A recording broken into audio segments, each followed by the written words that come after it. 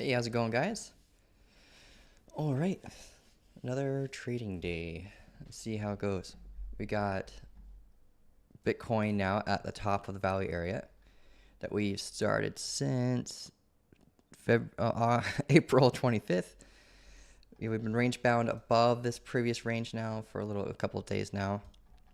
We can see that we're starting to get squeezed. We have buyer's momentum building below us right here. So we have this uptrending level of support.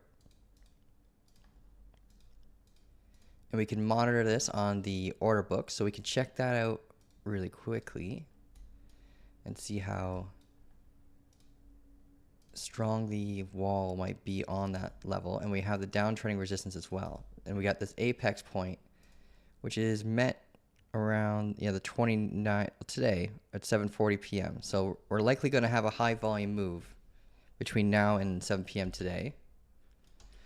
But let's see what we got in the chat. Blades, how you doing, man? Albert, good morning, Otter Gang. We got some otters in here, nice.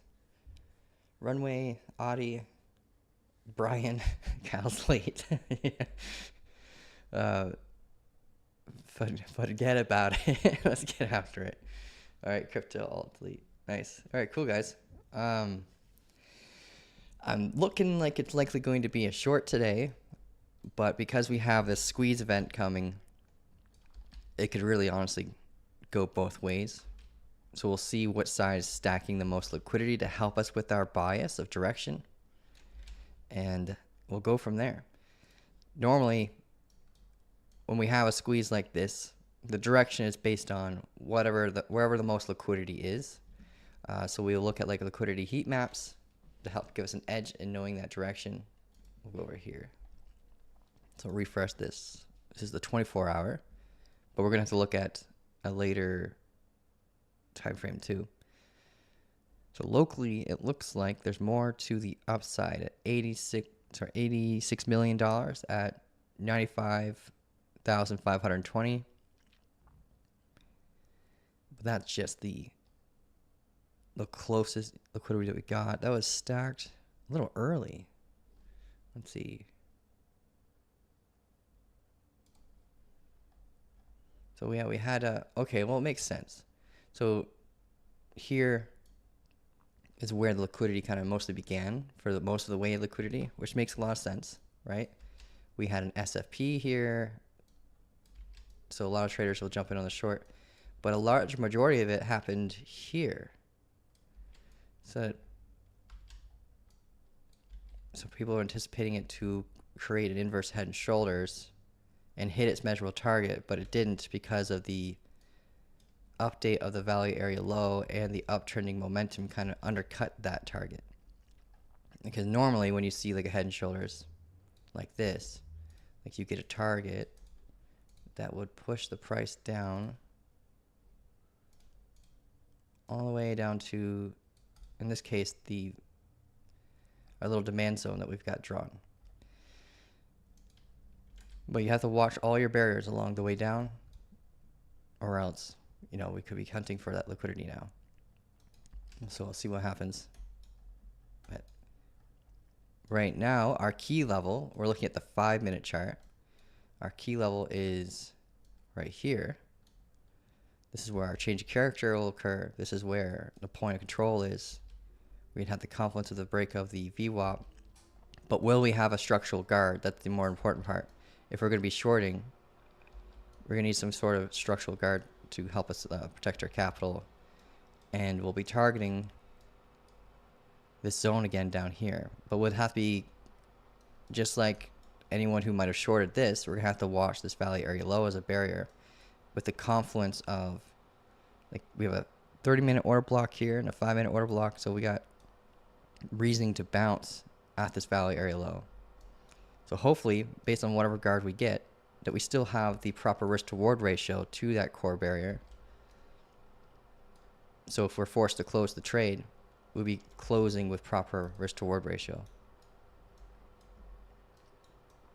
So the only time we'll tell what kind of structure we're going to get. We might not even go down. We might bounce from here and break to the upside. Let's see what we have for the, I just want to look further on this chart really quick. So let's grab the age of this range. Been in this range for 3 days and 23 hours. So basically 4 days. Go to liquidation heat map. We can use the weekly. Okay, it's quite a bit of liquidity on both sides. We have a bunch at 89.2, but the mass majority of it, of the most like heavyweighted liquidity, is above us, like all the way up to 96.4, which we already kind of spoke about. 96.4 level already.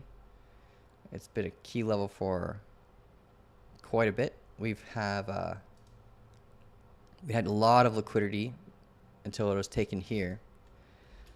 So 96.4 is exactly the rally area high. Oh, no. 96.4. I'm not thinking straight. Right here. Lots of liquidity up here. So I'm going to mark that on my chart because it could be used as exit liquidity. So we might get a correction when we come up to this level. We have the confluence of it being a macro point of control just below it. So I'm thinking if we do break to the upside, I'll get that break of structure confirmation, that this would be an area of huge concern for a potential reversal. And it could just give us an extension to this existing range. But liquidity can be used for buy orders or sell orders. So you got to make sure you watch for the reaction and don't just assume that it's going to have a correction there.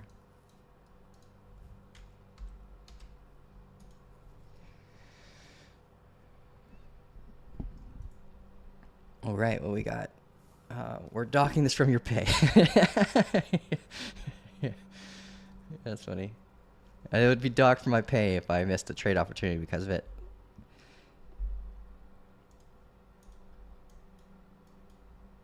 Okay, well, we got...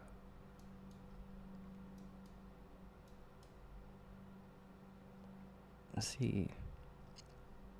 Well, congrats to anyone who took the short from yesterday's live. That was a great short. We were initially targeting the SFP barrier or SFP target, which was here. But we were watching for this zone, and we were we're ending our target here. And we broke right past this zone like it was even there. There's an order block there. There's confluence here for a bounce. But we broke right through the VWAP, the order block. And yeah, bust right through it, and then we hit our primary target. And it was like a 1 to 9. So if you're risking to lose like $100, you would have gained 900. Risking to lose 1,000, you would have gained 9,000.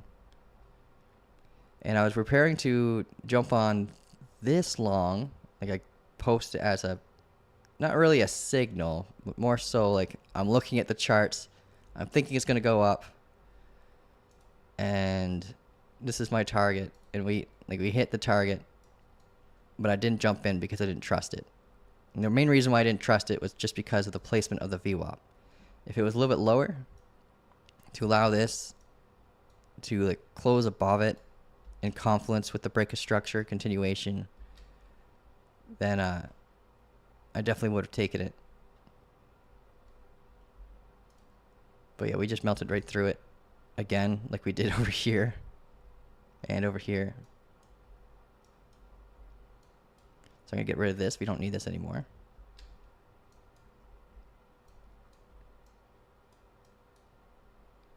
I just want to take a look at the fib and see how we behaved off of it. Okay, we extended close to the platinum level. Let's pull fib from the low side to the high side.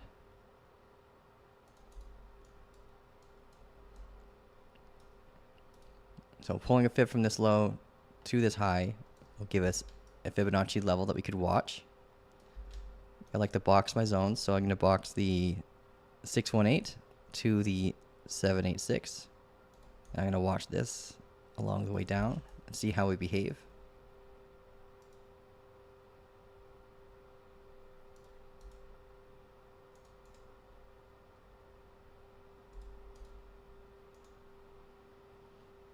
Okay, send it back. There we go.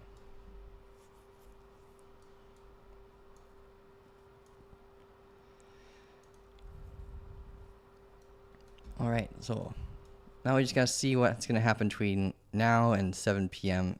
So we have an apex point here, but we don't normally make it to that level in the especially in the crypto space. So if anyone who draws these kind of structures, just know that in the crypto land, we normally only make it about to the point where there's 30% left of the structure.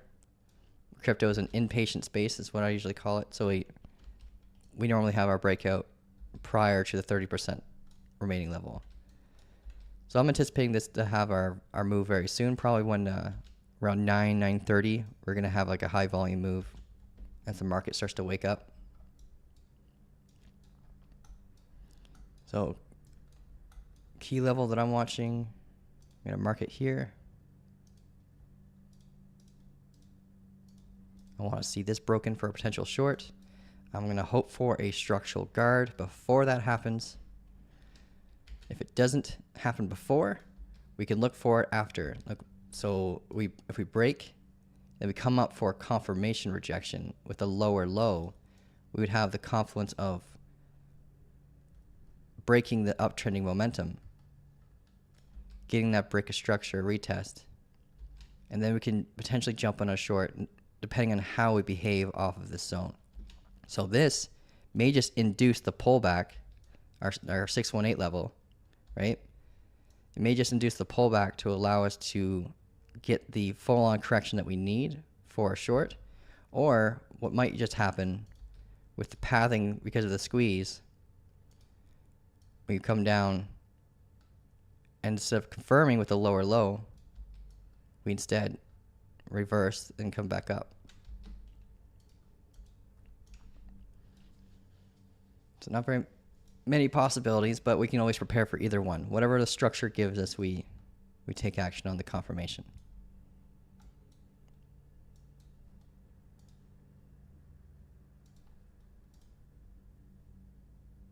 Okay. Well, that is pretty much it for preparing for Bitcoin. The long side, if we're going to jump in on long, I'm hoping that we come down lower first before we go for all that liquidity.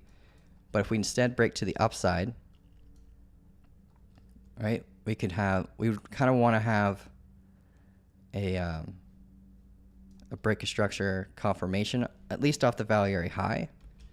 And we'll see like how the RSI looks, how all the other oscillators look, to anticipate potential exhaustion or bearish divergence that could cause a correction. But if we get a proper retest and a higher high off this, then we could potentially use that as a conduit for an entry to target at least this liquidity, but we could go beyond further than that. Can you check theta? Yeah, we could do that. Heath, Kyle, love these streams. Thanks for your time. No problem, man. The buy zone is above the 30-minute and 5-minute order blocks. This zone is yes. This is based on Fibonacci level right here.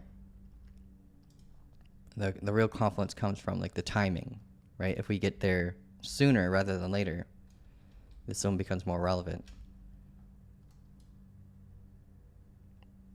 But this is a big zone you want to watch too. This is like more of a weaker zone, much stronger zone. And then when we come back down here, it's very strong. So we'll see what we end up hitting, what happens basically. Just like over here, right? We want to watch our barriers if we end up doing a short, right? This is our key barrier on our SFP. This is our next barrier that we're worried about. And then this was our final barrier. So if we jump in on a short, depending on how it confirms, we have 3 key areas that we're going to have to babysit around. So if we get opposing change of character in any of those zones, if we jump in a short, then we have to like get out. Or at least take some off the table. All right, so that's Bitcoin. I'm going to set an alert for when a candle closes below this level. BTC potential short. And then I'm going to set an alert for when a candle closes above this uptrend or downtrending resistance. BTC potential long. And then I'm going to set an alert for when a candle closes above this uptrend or downtrending resistance. BTC potential long. And then I'm going to set an alert for when a candle closes above this uptrending resistance. BTC potential long. And then I'm going to set an alert for when a candle closes above this uptrending resistance. BTC potential once for bar close. There. So now I'm prepared for both directions. And if I wasn't like live in front of you guys, this would be the time where you can just step away from the charts, right? Or do whatever work you're doing. For me, I'm kind of always in front of the charts because it's part of my job, right? So, if for anyone who's like working a 9 to 5, this is a good way to like set up your day to wait for your alerts and then just wait for one of the alerts to go off, see what the structure looks like to see if there's anything you need to prepare for. If none of your rules are met at the time, then maybe you can set another alarm after that to see for like another key area to prepare for the actual setup. But yeah, let's start doing some requests because the TA on Bitcoin was relatively quick. There wasn't really much to it other than this. There wasn't very much development on the daily. Right, the daily is looking like the last candle was pretty good. We had it engulf over. I know the colors are kind of weird. Let me just remove this for you guys so you can see it a little better. Trader's main. So we got the white candles are my bearish candles. The green ones are my bullish candles. So our last green candle was pretty bullish. We engulfed past the previous day. We had a proper pullback, so we can define this as a potential strong low on the daily. So now this level becomes a little bit more significant at 92K, 92.8K. So if we came down here and we broke this on the daily, then that's a daily change of character occurrence that could induce a much more dramatic correction. So I'd recommend marking the wick below the previous day candle. Just mark that just in case. It's also the like active value area low of the lower time frame range right here. So this is a pretty important key level that you want to watch.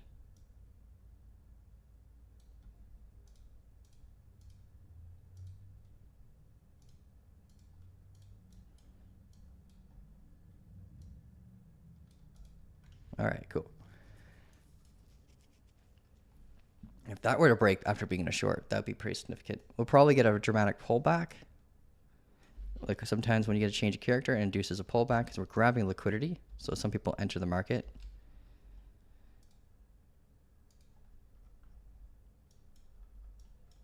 Yeah, let's get back on that 5 minute. There we go. Is your VWAP settings default? My 5 minute VWAP is currently aligned with the 200 SMA. So your VWAP settings, like the only thing you can really change because of what it is taking the volume weighted average price of the daily candle. So no matter what time frame you're looking at, the positioning should always be the same. Your inputs can change based on like your anchor period and your source, but I'd recommend hiding it as well on the daily or above because it makes no sense to look at on the daily or above. But the main thing that you could change is the multiplier. So if you're using the multiplier, that will help you with a lot of Fibonacci strategies are based off of the multiplier. Like the 2.5 level is a really good key level that you can watch. That is not a custom level. That's a custom level, so I'd recommend adding that one. So the main thing you only can really change is just the style itself, like how it looks. So if yours is in a different spot for some reason, then yeah, I'd recommend maybe changing your VWAP. Yeah, it's supposed to be based on the volume weighted average price of the daily candle. So you see here where it resets, that's because the daily candle closed. So now it's based on the weighted average volume of the new day. And as the price action like comes down, it'll follow the price action a little bit. But as soon as the daily candle closes, it's going to reset to the new day. Where can I find the VWAP? So it's just type in VWAP here, and you use the one made by TradingView themselves. So it'll have no creator. So You just look, yeah, just look, and it'll say no creator or no likes or favorites, sorry. And that's the perfect one.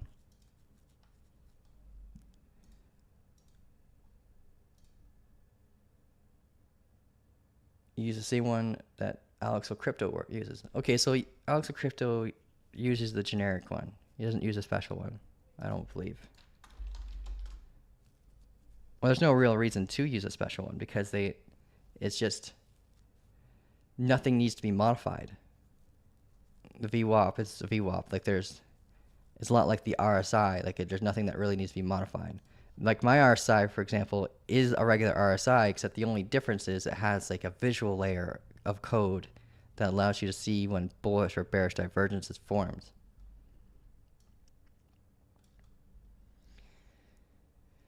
Can you explain when you said liquidity can be used for buy and sell orders?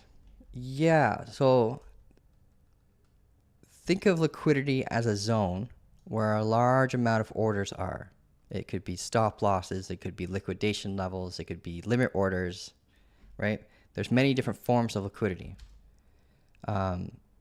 So in this zone where all that liquidity is, because there's so many orders, it allows the order books to be relatively active. Like, well, maybe not the order books, but just the zone in general allows it to be extremely active for trades to basically pass one order to the next person with the least amount of slippage because there's so many of them, right? So what that means is if you are someone who's trading with $40 million or more worth of volume, you can jump in on a trade without a crazy amount of slippage. Now, just picture this for a quick moment. So this is the order books over here. Let me see. I don't have my order books open. What's going on? I gotta verify a few things with the order books anyway. So this,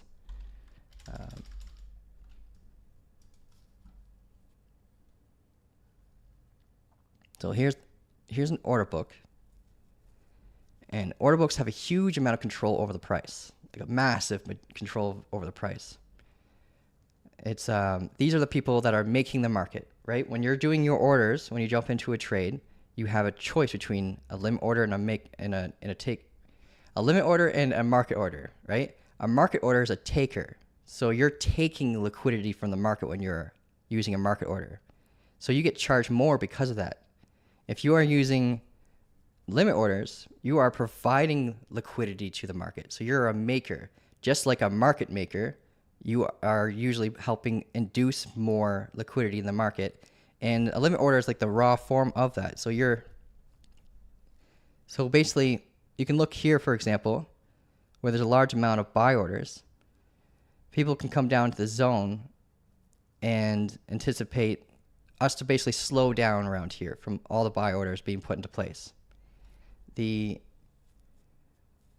me see how I can like translate this a little bit better. Okay, so here's an order book right here. I want you to picture that everything above here is sell orders. Everything down here is buy orders.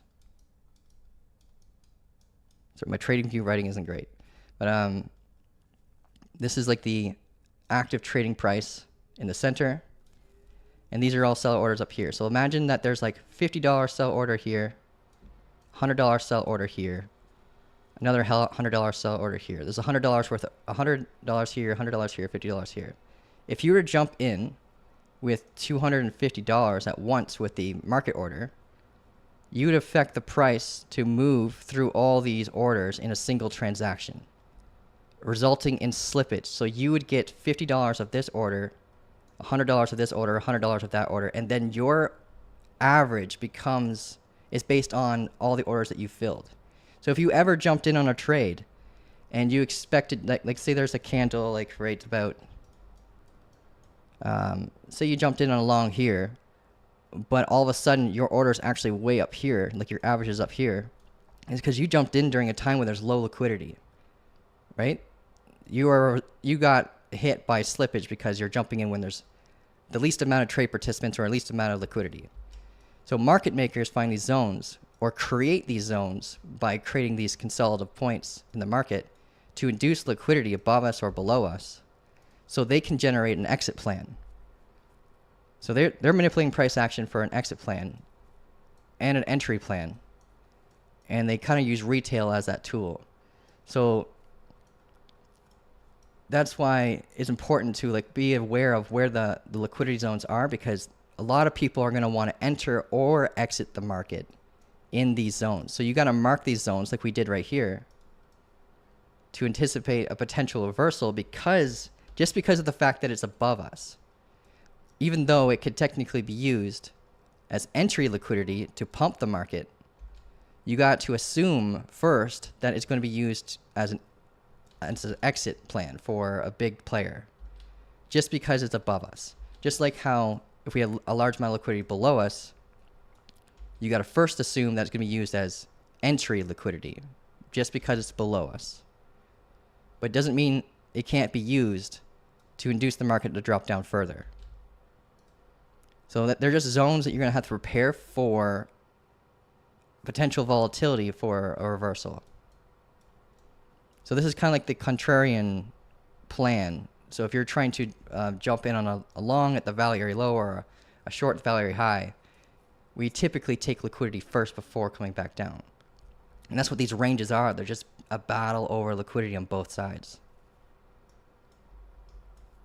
So I hope that helps with understanding like why you want to like prepare for like watch liquidity and why it's used for like buy orders and sell orders. I explain it a lot more detail in the course because I don't feel rushed on time, but that's basically what liquidity is used for. And there's different types of liquidity. Like there's pairing liquidity, that there's like the stop losses, the liquidation levels. There's arbitrage induced liquidity. We can go on for a while with different types of liquidity and what kind of impact they'll have on the market.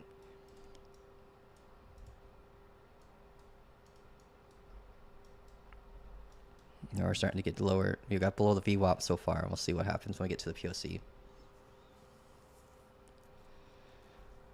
Okay, so we had some requests for TA on certain assets. I think theta was the first one. Where is theta? Or I just want to find the list here. Yeah, theta on the 4 hour. Kabazi. That's Pacific. We can do that. I think I have a theta chart. I used to trade its ranges back in the day. Last time I looked at it was June 17th, 2024. Jeez. Been a while.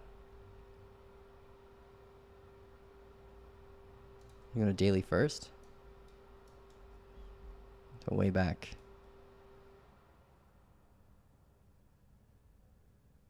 June, okay. We were tracking the downtrending momentum last time we were looking at it. We had evolving momentum here until eventually we broke it. We got brief acceptance into this valley area before it like maintained support basically off the POC, double bottomed. We had a really good break of structure continuation off of the high here, also giving us the change of character that we need. Drove the price right up. Now we're back down. We're below, we've deviated below the previous value area low right here. That's pretty aggressive. Let me just change that. There we go.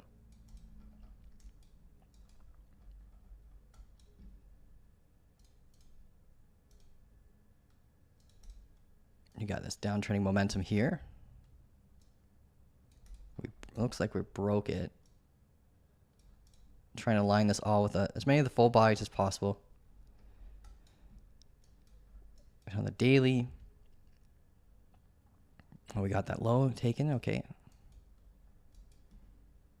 Let's zoom in on the 4, because that was your request. You wanted to see what's going on in the 4 hour. All right, so we came down. We got our break here. Change character occurrence here. So this would have been your key level to watch.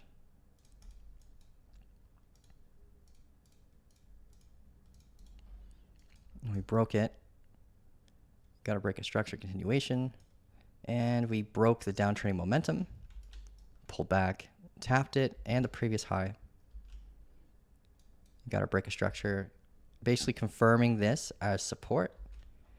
But we have to look left and see how we could behave off of these previous highs.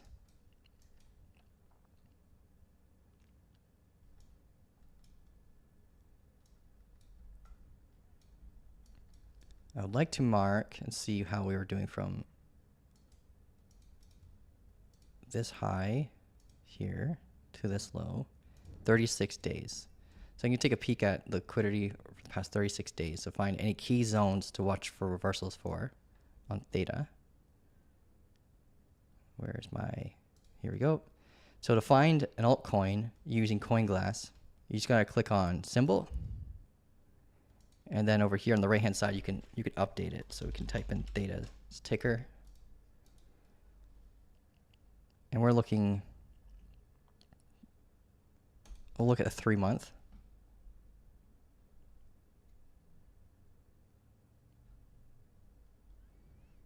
Yeah, that makes sense. So basically, the core area of interest is above 2 highs. So we're grabbing liquidity right now as we speak, so we don't really need to talk on that. But that high and this high. So we go over here. Right here is a core area of interest. And right here is a big area of interest. These two zones is where most liquidity is from this downtrending momentum line. Right now as we speak, we're grabbing liquidity from this high, right? So that could induce a reversal and maybe bring us into a range. But like I said before, it could be used as buy-side liquidity as well. But right now it's not looking too hot. Like we're getting a pretty decent correction. This is the 4 hour, so these candles look small. But if you zoom in, like we got a decent pullback. So I'm gonna pull a fixed range from this point here to where we currently are.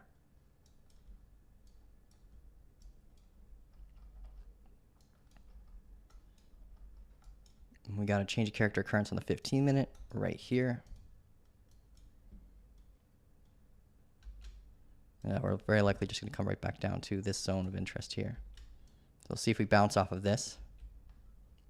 You can pull a fib from the impulse move here to here. You can prepare for the confluence. The confluence I would see, like you can box this zone if you want, but the key confluence that I'm seeing is just that the previous highs here could be retested for a potential continuation back up or consolidation to build a structure for that continuation. But yeah, theta's looking strong. Just right now it's getting a decent correction because we just grabbed a massive amount of liquidity up here.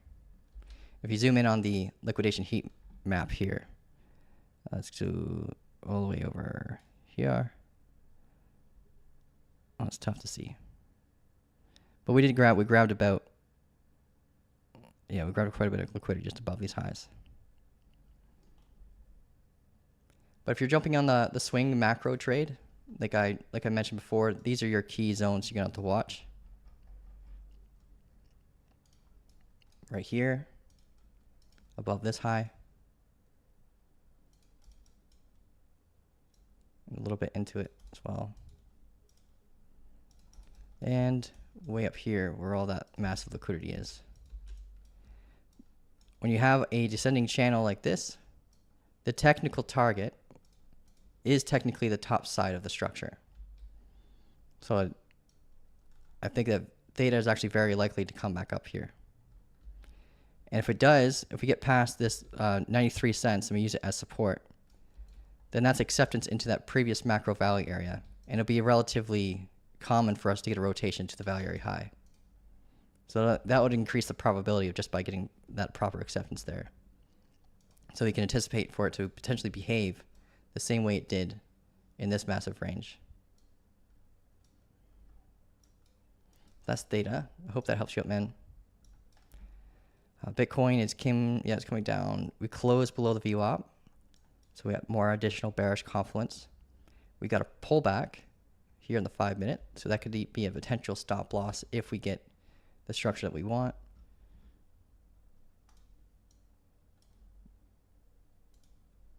And we just got the change character now.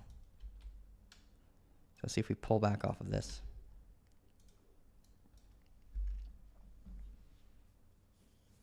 What is that chart model?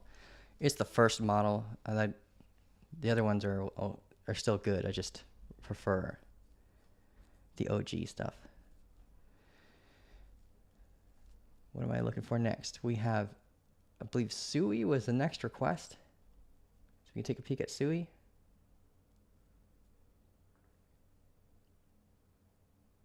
Yeah, okay. So it's from Johnny Verkamp.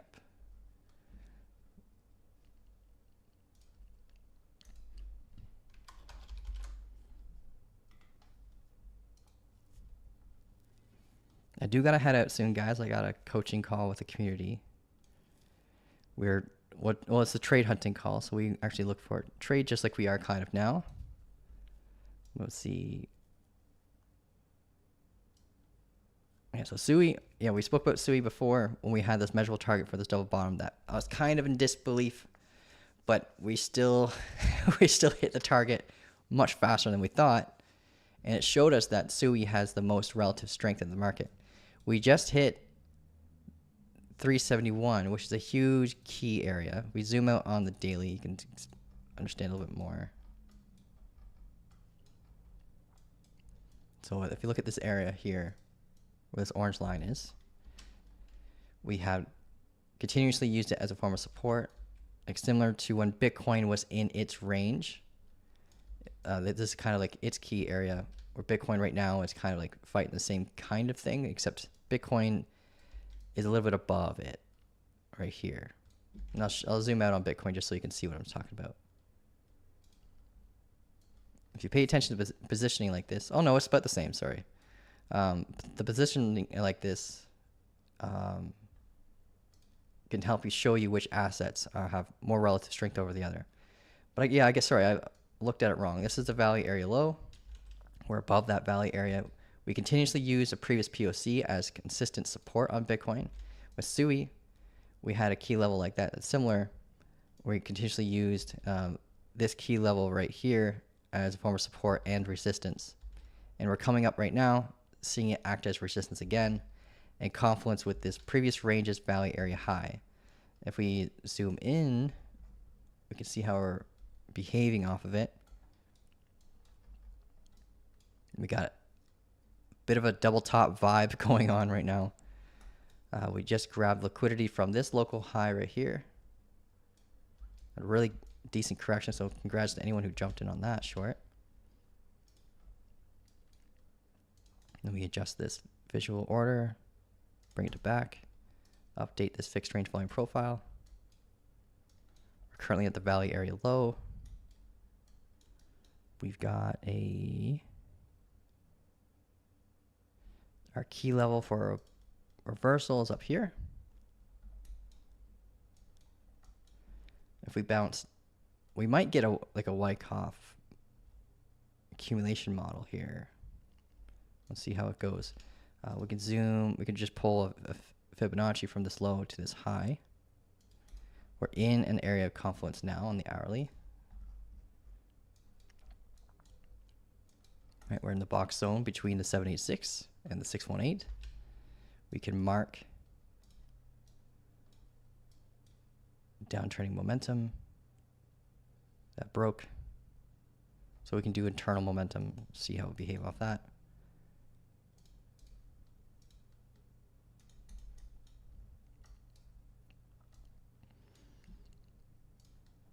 This is a A good area also, if we continue to go down instead of getting that reversal, is a good area right here to prepare for potential SFPs. So if anyone who likes to SFP trade, like we did yesterday with the Bitcoin short, mark your bodies and mark your wicks. Bodies for the alarm, wicks for action, right? Speaking of alarm, one just went off my ears.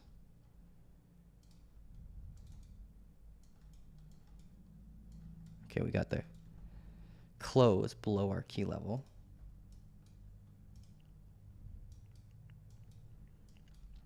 So this can do some drop. I don't like the guard. So what I'm going to hope for is our current guard right here on the 5. What I'm going to hope for is basically a bounce off this level before getting a correction off the POC and this previous support and getting a lower low. If we get this, I'm very, very likely going to be jumping into a short. If we had a little bit of a bounce prior, like maybe a bounce off of the VWAP here and pull back, I might have jumped in the short now. Because I just don't like the idea of having a stop loss that high with a key barrier like this that close.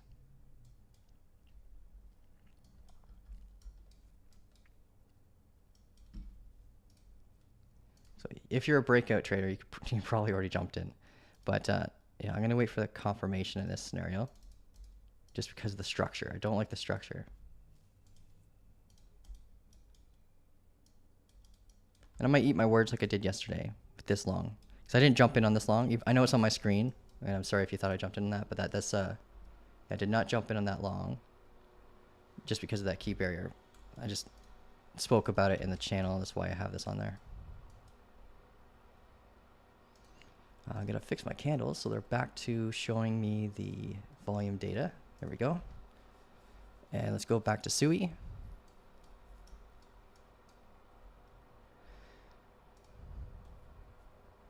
So SUI's got a lot of Ethereum pairing liquidity. And if you don't know what pairing liquidity is, you got to think about how assets are born. How are they created? They are created initially through a liquidity pool, or LP for short. And liquidity pools are composed of 2 assets, not one.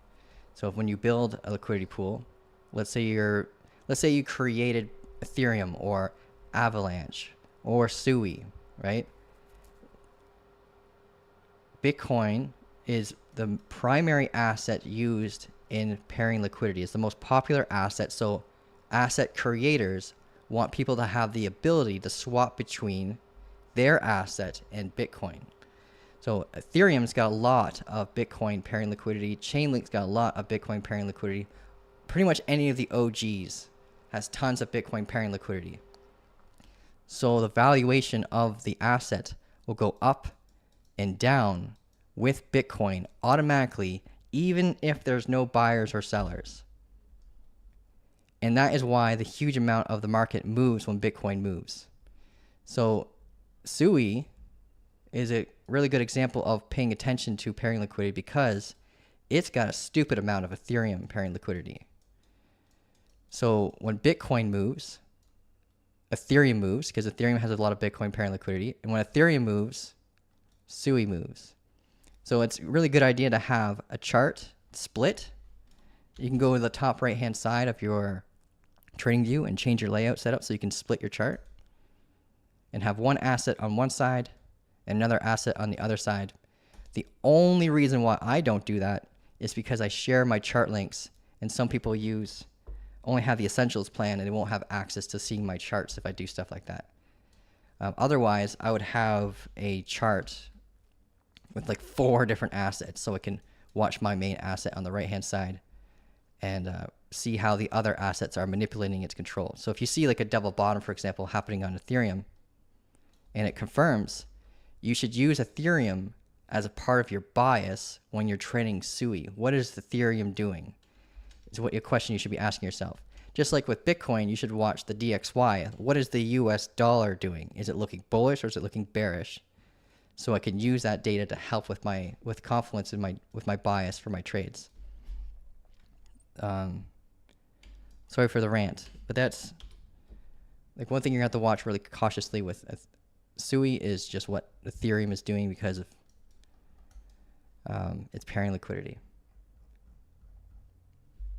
You're a new subscriber. Oh, welcome to the party, man. Jazz Tech.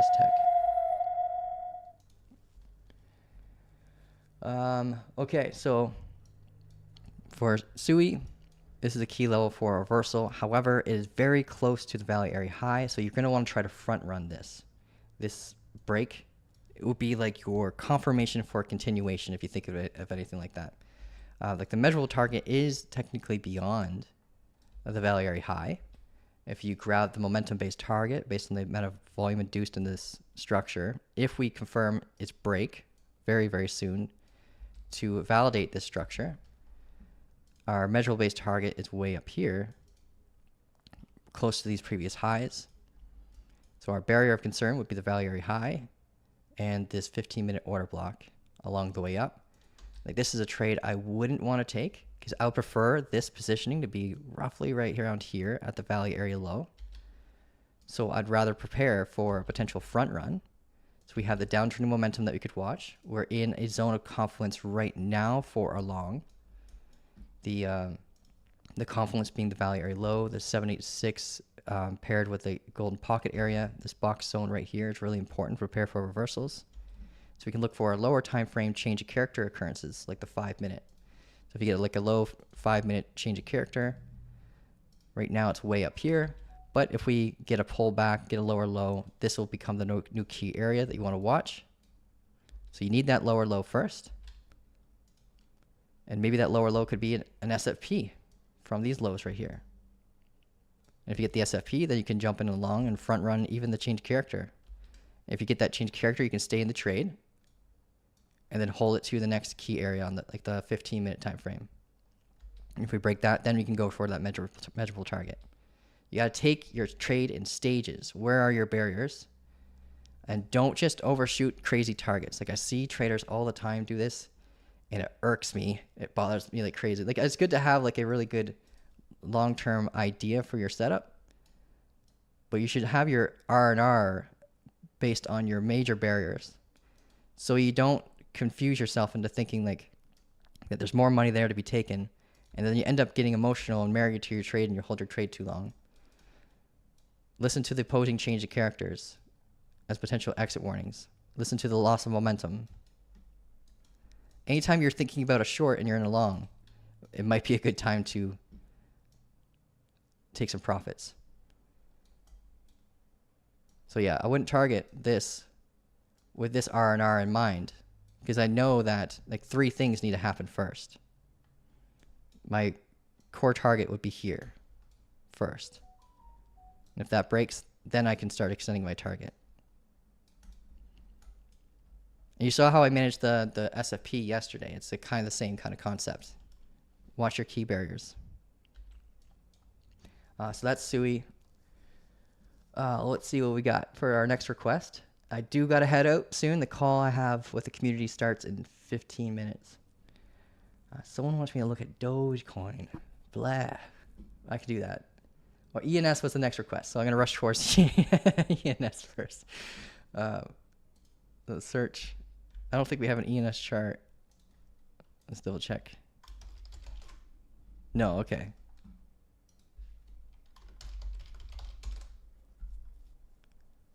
All right, we'll look at ENS on the Binance chart. That usually has most historical data. I don't know a whole bunch about ENS, but it looks like I've done a lot of TA on it in the past. And I just gonna right click and clear this. Okay. Well, this is the daily, so I'm gonna do a fixed range here to here. We got a fixed range from here to here, and we got a double distribution here. So if I pull a fixed range from here to here, we can see that we have a bit of double distribution.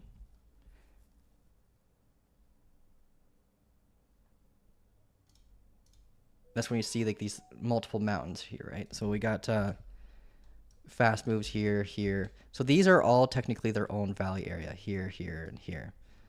Because we behaved and got acceptance back inside the same kind of like active range, we could pull this as its one own core valley area. But these are all valley areas within the valley area. It's insanely common, but see, look at the momentum from the active downtrending momentum here. We broke that downtrending resistance. We're trying to get acceptance back inside this previous valley area here. Like we deviate a little bit down below it right here. Get the previous valley area low. Mark your previous point of control. Mark your previous high. Right now we're combating that previous level of this previous valley area low. It's a strong volume shelf.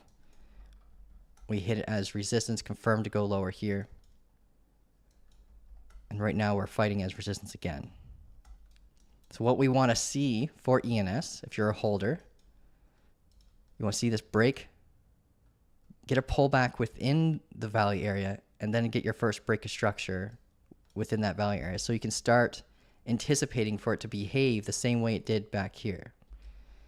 And then we can start potentially seeing rotations back to its valley area high. We got a daily order block there, so I'm going to mark this as a strong area of confluence. We had a decent trend here as well, so it's good to pull a fib from the high to the low. We have our 382 confluence there, but our key area that I normally look out for is way up here.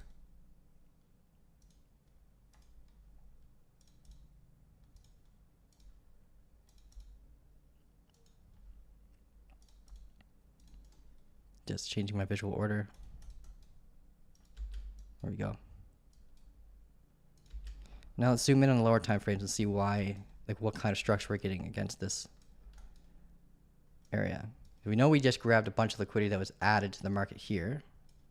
Especially if we looked at ENS on the heat maps, I bet a large amount of liquidity was added during this moment when we had the body break of structure. We could verify that right now if you'd like. We got liquidity heat map. See if ENS is even on this chart. It is. All right, cool.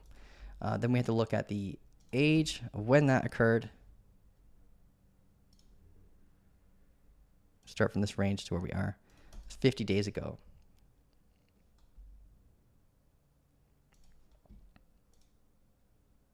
So we just not okay. 90 days here. Refresh.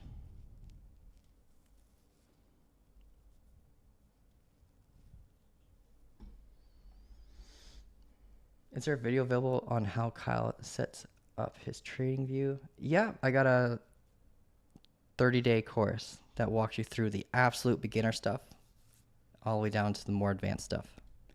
And how I set up my trading view is part of that. Okay, so when we wicked up through here, we grabbed a large amount of liquidity. And I was right about the placement of where most liquidity was. It was during the time where we had that body break of structure down below that range. Right here, because you got to visualize. You could visualize the order flow, right? What would traders do when certain things happen? Where will people put their stop losses? Where will people calculate their liquidation levels?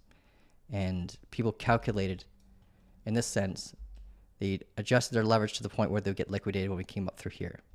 It doesn't mean those traders are still there, but that definitely means that there's a possibility of traders still being there. A lot of people love holding their trades until they lose, no matter how much they're up. So this crazy price action you're seeing here is a result of us grabbing that liquidity. Now if we zoom in on the hourly, we got, looks like a Wyckoff, like basically a potential invert or head and shoulders being formed. That won't be validated until we break these lows. We've got a demand zone right here, so we got to mark that area. you want to look for when it comes to demand zones, just the impulse move, a base of structure, and another impulse move. Then that becomes an area of concern if you're in shorts, or an area of interest if you're preparing for a long. So this is a key area of interest right here.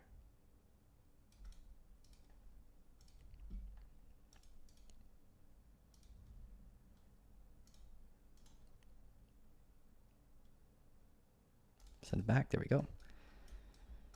We got a couple bounces off of it. It becomes fully mitigated when price action reaches the bottom side of this area. So you can prepare for, like, if we break this key area, you can definitely jump in on a short potentially, preferably at the highs, like try to get in the shorts and the highs. But if we break this key area, you can anticipate for it to come down to as low as this level here before we potentially get a reversal.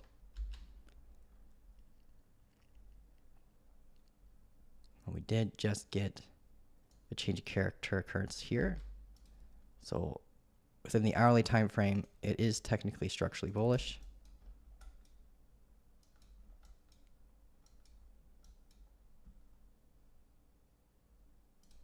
Pull a fib from this high to this low. See what kind of confluences you have. We have an order block here. We have liquidity resting above this high and this high. So if you're in any longs, this is your key area of interest you got to watch out for.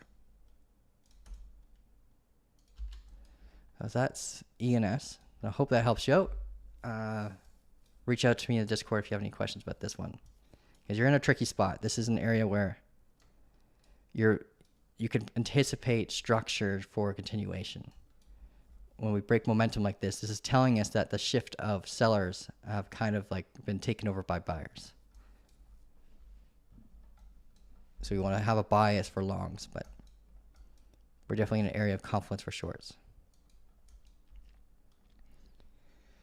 I have a question a little up in the chat, Oscar. Do you have to buy your course to learn your style, or do you have the essentials on your channel? I have a membership. So the membership includes everything. Like, you get the signals, you get the courses, you get the group calls with me and the other coaches. Like, trade hunting we start trade hunting in 8 minutes. As soon as we're done together here, guys, I got to jump on a community call, and that's usually about 2 hours where we're looking for trades or answering any questions. It's a conversation environment. So we go on Zoom and we talk to each other. You can ask any questions verbally. It's not like a chat where you have to like type things out.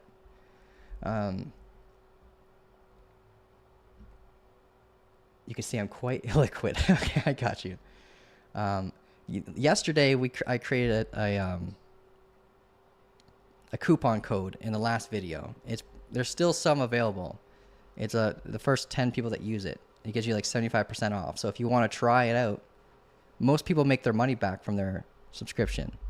So long as they're taking action on the courses, most people make their money back. If you don't take action on the courses and you just try to follow signals, I can give you an amazing winning signal and you can still lose this trade if you don't know what you're doing or how to execute the trade. Like, risk management is insanely important. Link your course. Yeah, that's a good point. I should probably get a mod.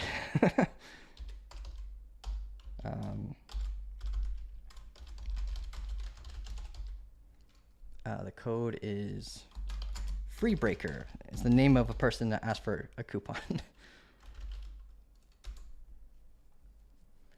Okay, so I got 7 minutes left, so let's try to push it. How to join the community call. The community call, you guys will get an orientation course, kind of help you walk you through stuff. But the community call, there's a link inside of the Discord itself. So you got to make sure you do the Discord security. We have a security system that prevents scammers from getting in. They don't prevent from getting in your DMs, so please watch out for Kyle impersonators. There's literally hundreds of them.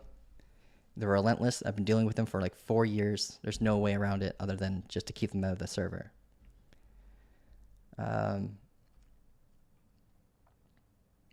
Or you can use Brian's code for 50% off on Bear. Use Bear. Okay, so someone asked for Dogecoin. So let's try to rush through that. I only got 6 minutes before the call with the community. I have a Dogecoin chart, unfortunately. I do not have a Dogecoin chart. Okay, I probably intentionally chose not to get one. I am pretty biased against Dogecoin, as you can tell, because I don't like assets that create 10,000 tokens per minute.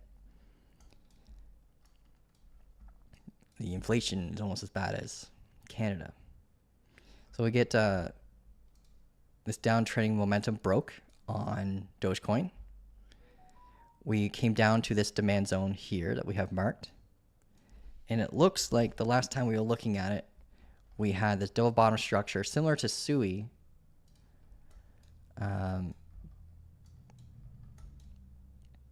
And we had this measurable target up here at 19,583.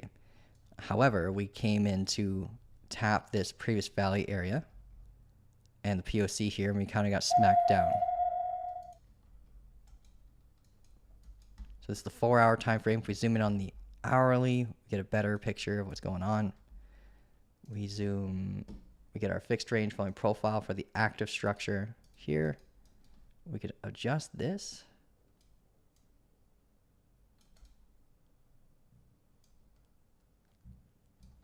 There we go.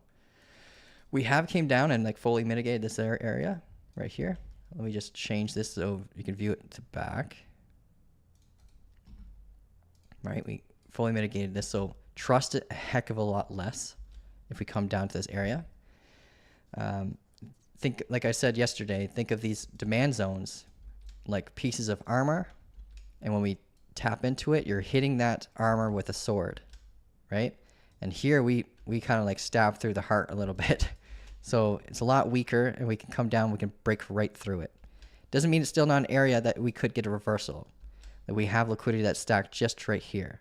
We have liquidity that's stacked right through here and here, right? We haven't came down and swept any of this.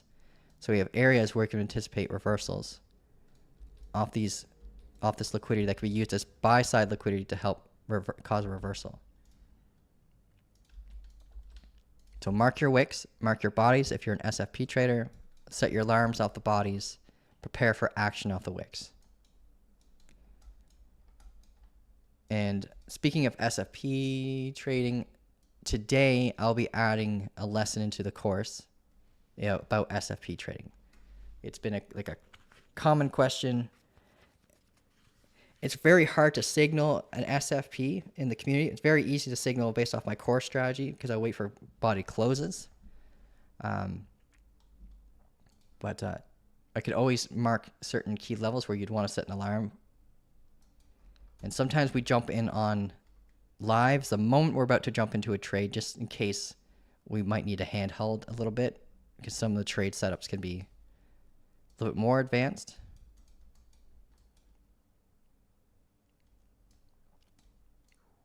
But yeah, Doge is in a little bit of a squeeze. We got stacking liquidity on both sides. We haven't swept any of it. We just kept adding. If we look at the heat maps, you could see that clearly. So let's go to Dogecoin. Let's look at the last like 3 days. Well, that's ENS. What's going on here? Oh, I added to the ticker. I didn't take. There we go. You can see here we kept adding more and more above us. So a lot of people are anticipating shorts. There's a lot of people are more aggressive in shorts because we're taking liquidity from the downside a little bit locally here. We're not adding very much. We're adding quite a bit above us. So my bias for Dogecoin right now would be bullish, because like if you're thinking like a market maker and you're looking for an exit plan, you'd be looking at all this liquidity up here. You may have entered down here. You want to induce the break up here to start grabbing all this liquidity for an exit.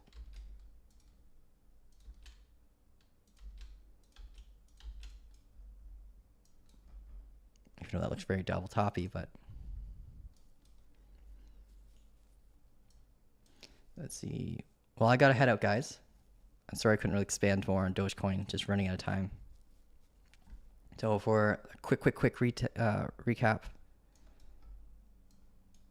we were waiting for a potential short here, but we were concerned about this buy confluence zone. We had like this Fibonacci level. This is uptrending momentum level. We got a bullish candle response off it. So good thing I didn't jump on that short. So now we're going to see what kind of structure we get. I'm thinking that we're more likely to go up just because of the engulfing candle here in the 5. But we have to break past this VWAP. If we pull back and get a double bottom structure, that'll be even better. But right now we're getting squeezed. We're going to have to make a big decision soon.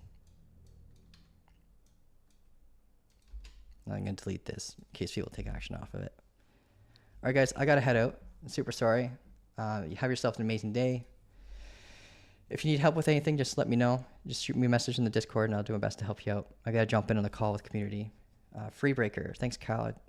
I took you up on that yesterday. I hope you saw. I did see. I didn't know if it was you or not. Hopefully, I'll see you in the community soon. And maybe the call that we're going to have in about 3 seconds. All right. All right, guys. Have a great day. Thanks for watching.